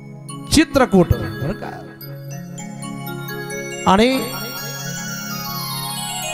निर्मळ चित्त म्हणजे चित्रकूट आहे. देवाचं राहण्याचं ठिकाण म्हणजे चित्रकूट आहे आणि जीवाचं राहण्याचं ठिकाण म्हणजे त्रिकूट आहे. त्रिकूट म्हणून गजेंद्र राहत होता भागवत गीतेमध्ये, तो त्रिकूट पर्वत होता. आणि देव राहतात तिथं चित्रकूट पर्वत आहे. रानातील लोकांना सुद्धा भरताने सोबत घेतलं, चित्रकूट पर्वताकडे सर्व निघाले. आणि रानातील भिल्ल लोकांनी बातमी काढल्यानंतर की भरत सैन्य सुद्धा घेऊन आला सोबत आणि हा नक्कीच रामचंद्रांना मारण्यासाठी सैन्य घेऊन निघाला असेल. यांना गंगा पार करू द्यायची नाही, एकही नाव ठेवायची नाही गंगेमध्ये. क्रोधायमान झाले सर्व भरताकडं बरं का. आणि भरताच्या मनामध्ये भाव वेगळा आहे. आणि भरताची परीक्षा पाहण्यासाठी 3 वस्तू घेतल्या त्या रानातील लोकांनी. पक्षी घेतले, मासे बरं का, आणि त्या ठिकाणी कंदमुळे. भरताला भेट द्यायला 3 गोष्टी घेतल्या. त्याच्याहून कळेल की भरताच्या मनामध्ये काय भाव आहे. आणि भरत आल्यानंतर सुमंताने सांगितलं की जेव्हा प्रभू रामचंद्र गेले होते ना वनवासामध्ये, तेव्हा या लोकांनी आणि प्रभू रामचंद्रांची सेवा केली. हे राम भक्त आहे. भरत धावत आला आणि त्या गोवकराजच्या चरणाला मिठी मारली. देवाची सेवा तुम्हाला करायला मिळाली, मी अपराधी आहे, माझ्यामुळे वनवासामध्ये यावं लागलं देवाला. आणि ती भेट द्यायला लागले तेव्हा भरताने सांगितलं, पक्षी हे मासे राहू द्या, मला कंदमुळे द्या. त्याच्याहून कळलं की भरताचा भाव रामचंद्राच्या बाबतीमध्ये शुद्ध भाव आहे, चांगला भाव आहे. मारण्यासाठी नाही तर भरत दर्शनासाठी जात आहे. हे ज्ञान कुठून आलं असेल बरं कारणातील लोकांना. ज्ञान येण्यासाठी देवाच्या बाबतीमध्ये अति शिकलेलाच माणूस पाहिजे असं नाही. हो, शबरी माता कोणत्या शाळेमध्ये होती, पुढे प्रसंग येणार आहे की नाही. हे शिकण्याची गरज नाही, हे मागचंच लागते की नाही. आणि लाकडामध्ये अग्नी जसा आधीच आहे, फक्त घर्षण करण्याची गरज आहे तसं आहे. आणि सर्व नावेमध्ये बसवले, गंगा पार करून दिली. भारद्वाज मुनींचं दर्शन घेतलं, वाल्मिकींचं दर्शन घेतलं आणि सरळ चित्रकूट आणि पर्वताकडे निघाल्यानंतर लक्ष्मणाने पाहिलं बरं का. आणि लक्ष्मणाने पाहिलं पर्वताहून आणि भरताकडं. लक्ष्मण शेषाचे अवतार पणपण करायला लागलं. रामचंद्रांना सांगायला लागलं, वनवासामध्ये आपल्याला पाठवलं तरी त्यांची इच्छा पूर्ण झाली नाही देवा. त्याच्या आईला वाटत असेल, कैकेयीला, भरताला वाटत असेल 14 वर्षानंतर आपण परत येणार, म्हणून सैन्य घेऊन मारायला आला आपल्याला. रामचंद्र म्हणतात, लक्ष्मणा, अजून तू माझ्या भरताला ओळखलं नाही. ओळखलं, सैन्य घेऊन येत आहे पहा, युद्धाला तयार व्हा, एकही जिवंत जाणार नाही. रामचंद्र म्हणतात, भरत, आपल्या लक्ष्मणा, अरे माझ्या भरताला तू ओळखलं नाही. झोपडीच्या द्वारामध्ये रामचंद्र सीतामाता बसलेले आहेत. लक्ष्मण पणपण करताय. असा भाव लक्ष्मणाचा की एकटा त्या ठिकाणी सर्वांचा वध केल्याशिवाय आता राहणार नाही, एवढे क्रोधायमान. हा, रामचंद्रांना माहिती होतं की भरताच्या मनामध्ये काय भाव आहे. समोरच्या बाजूने नाही चढले पर्वतावरती, चित्रकूटावरती, मागच्या बाजूने. बाकीचे सर्व म्हणतात, अहो समोरून चाला ना, इकडनं रस्ता व्यवस्थित आहे, मागे व्यवस्थित नाही. भरताने सांगितलं, मी देवाचा अपराधी आहे आणि मी अपराधी माणूस आहे, समोरून जाण्याची माझी पात्रता नाही, मागच्या बाजूने. आणि तेही रांगत या गुडघ्याने बरं का, रांगत गेले. जसं एखादा साप परपटत चालतो त्या पद्धतीने पर्वत पार केला, वरती गेले आणि जाऊन लक्ष्मणाचे चरण धरले. भरताने लक्ष्मणाचे चरण धरले. लक्ष्मणाने धनुष्यबाण फेकूनच दिला आणि लक्ष्मणाला हात जोडून विनंती केली, भरताने मला देवाचं दर्शन घ्यायचं आहे, पण देवाचं दर्शन पुजाऱ्याशिवाय होत नाही. हा, पुजाऱ्याशिवाय प्रसाद मिळत नाही, दर्शन होत नाही. रामचंद्र देव आहे, मला त्यांचं दर्शन घ्यायचं आहे. लक्ष्मणा तुम्ही पुजारी आहे. काय भाव आहे या ठिकाणी. लक्ष्मणाने उठवला आणि मिठीमध्ये घेतलं भरताला. लक्ष्मण सुद्धा त्या ठिकाणी रडायला लागले की आपण भरताच्या बाबतीमध्ये किती विचार वाईट केला. आणि भरत हे संत आहे. आणि लक्ष्मणाने विनंती केली रामचंद्रांना की तुम्ही भरताला दर्शन द्या. रामचंद्र भरतापर्यंत धावत आले ना, धावत आले आणि भरताला मिठीमध्ये घेतलं. त्या ठिकाणी सर्व होते. कौसल्या, सुमित्रा, कैकेयी, वशिष्ठ ऋषी, जनक, सुनैना सर्व होते अयोध्येचे लोक. कोणालाही कळलं नाही की रामचंद्रांनी भरताला किती वेळात मिठीमध्ये घेतलं. रामचंद्राचा वेग कळला नाही. देव भक्तापर्यंत येतो, देवा भक्ताकरता धावून येतो, त्याचा वेळ सांगितला जात नाही किती वेळात आला म्हणून. सकाळी सूर्य उदय झाल्यानंतर आपल्या घरापर्यंत प्रकाश किती वेळात येतो, किती वेळात येतो, सकाळी 5 मोजून सांगता येईल का? नाही. तो प्रकाश किती वेळात आपल्यापर्यंत आला यावं तर लागलं ना त्याला. एकदम थोडी आला तो, पण वेग सांगता येत नाही. 100 पाकड्या घ्या फुलांच्या, 100 पाकड्यातून इकडनं सुई टाका. सुई तिकडनं निघाली ना, पण सुई किती वेळामध्ये निघाली तिकडनं सांगता येईल? नाही. वेळ लागला नसेल का तिला? लागला ना. एकदम 100 पाकड्या थोडी काटल्या त्या सुईने, तिला पहिली पाकडी काटावी लागली आहे की नाही. मग 10, 20, 30 हा अशा पाकड्या काटत काटत तिकडे टोक निघालं ना सुईचं. पण वेग सांगता म्हणजे वेळ नाही सांगता येणार. त्या ठिकाणी सूर्याच्या प्रकाशापेक्षाही वेग आहे सुदर्शन चक्राचा. सुदर्शन चक्रापेक्षाही काही पट वेग आहे रामाच्या बाणाचा. आणि रामाच्या बाणापेक्षाही काही पट वेग आहे तुमच्या आमच्या मनाचा. आणि या मनापेक्षाही काही पट वेग आहे देवाचा भक्तापर्यंत यायला.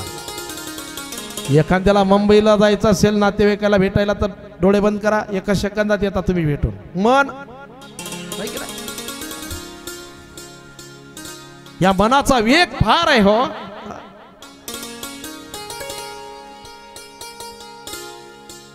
हे मन माकडासारखं आहे, स्थिर नाही, फार वेग आहे मनाला. हे आवरता आवरायला जात नाही, त्याचा स्वभाव जात नाही मनाचा.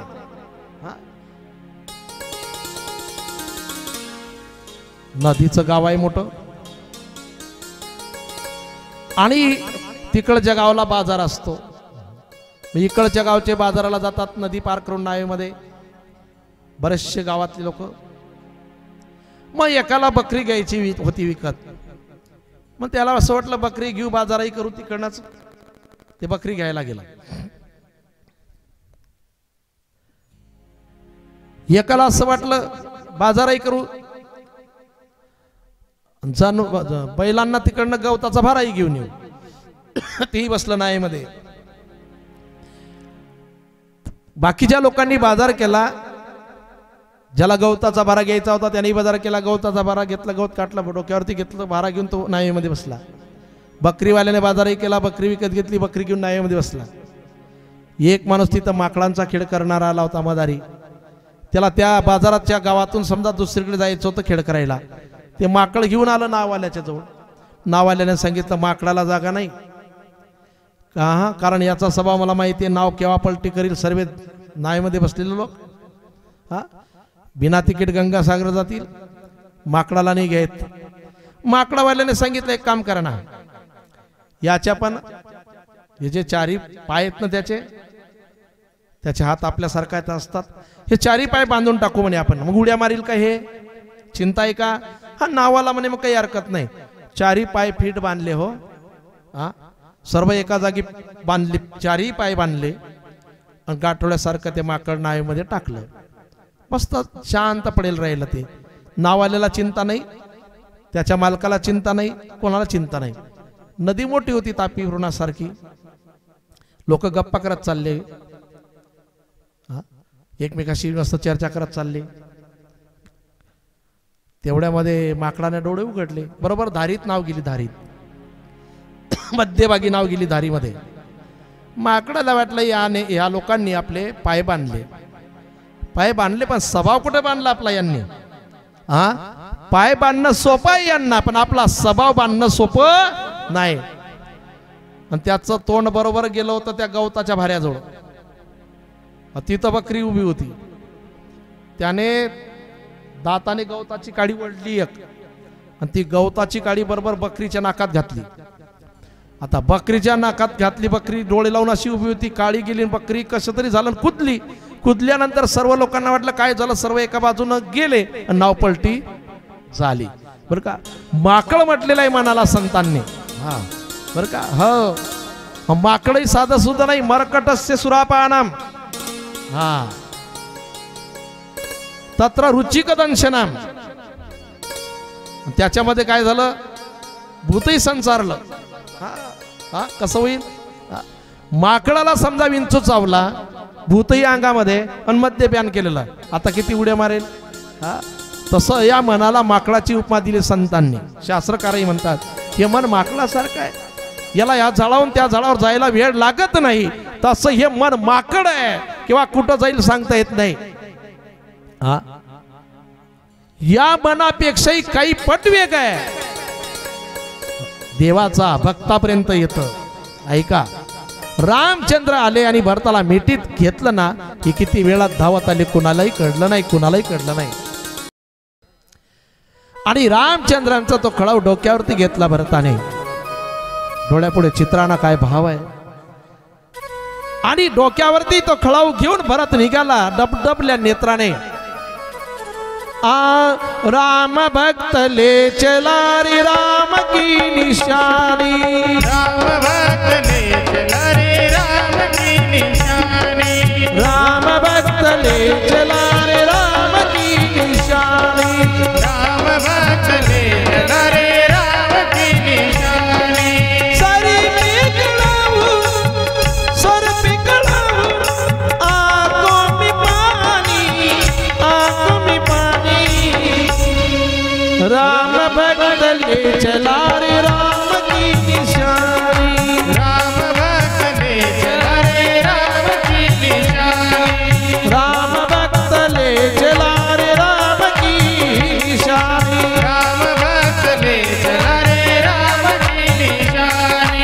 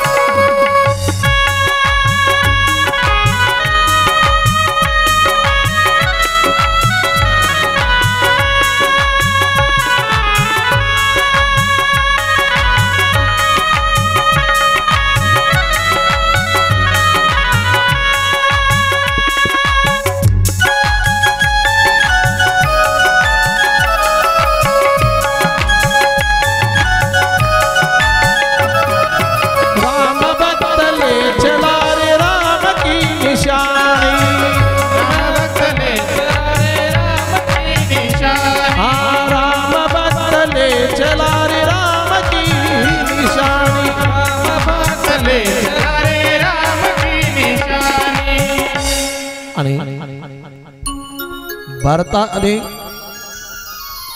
शासनार्थी ठेवला खळाव आणि राज्य चालायला लागलं. भरत हा लोकांना राज्य चालवताना दिसतोय, पण राज्याचा आणि भरताचा काही संबंध नाही, सिंहासनाचा त्याचा काही संबंध नाही. जसं चंपा नावाच्या फुलावरती भुंगा बसलेला दिसतो, पण त्या फुलाला तो भुंगा स्पर्श करत नाही, बसलेला दिसतो. कारण भुंगा म्हणतो मी कृष्णाचा भक्त आहे आणि तुम्ही राधा आहे, तुम्हाला स्पर्श करण्याचा मला अधिकार नाही. तसं राज्य चालायला लागलं. चंपा नावाच्या फुलाचा आणि भुंग्याचा काही एक संबंध नाही, तसा भरताचा आणि राज्याचा काही एक संबंध नाही. चंपावर भी राधिका भवर हरि को दास, इनके कारण भवरण आये पास. हा गुण आहे आणि त्या भुंग्याचा. तसं एक अवगुण सुद्धा आहे.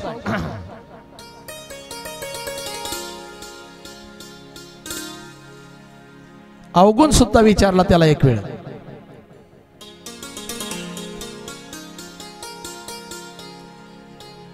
की तुला जवळ का घेत नाही कोणी. फुलाने एक विचारलं होतं की तो एका जागी स्थिर राहत नाही. जगह जगह के बीत को कोण करेगा पास. सुंदर त्या ठिकाणी चिंतन आहे की भुंगा बसलेला दिसतो फुलावरती, पण भुंग्याचा फुलाचा काही संबंध नाही. आणि नंतर नंदीग्रामला गेले भरत. त्या ठिकाणी आश्रम बनवले, वल्कल परिधान केले, वटवृक्षाचा चीक टाकला आणि जटामध्ये, आणि प्रतिज्ञा केली की जोपर्यंत रामचंद्र येणार नाही तोपर्यंत मी अयोध्या नगरीमध्ये जाणार नाही. आणि 14 वर्षाचा वनवास संपल्यानंतर जर रामचंद्र आले नाही तर एक सेकंद सुद्धा प्राण ठेवणार नाही, चिता पेटवणार आणि त्या चितेमध्ये जाऊन बसणार, ही प्रतिज्ञा केली भरताने. आणि पुढे सुंदर प्रसंग आहे. इंद्राचा पुत्र जयंत, बर का, जयंत कावड्याचं रूप घेऊन आणि सीतामातेच्या उजव्या पायाच्या अंगठीला चोच मारेल. आणि चित्रकूट पर्वत सोडण्याचा निर्णय घेतला प्रभू रामचंद्रांनी. काय कारण. 14 वर्षे तिथे राहू शकत होते, पण पर्वत सोडण्याचं काय कारण. आणि त्यानंतर सीता माता आणि अनुसया माता यांचा संवाद आहे. देवाची पत्नी आणि ऋषीची पत्नी. आणि अनुसया मातेने सीता मातेला पतिव्रता धर्म म्हणजे काय हे शिकवलं. किती अधिकार मोठा आहे हा. ते चिंतन खूप सुंदर आहे. आणि शूर्पणखा प्रसंग येणार आहे पंचवटीमध्ये. सीता मातेचं हरण करेल रावण.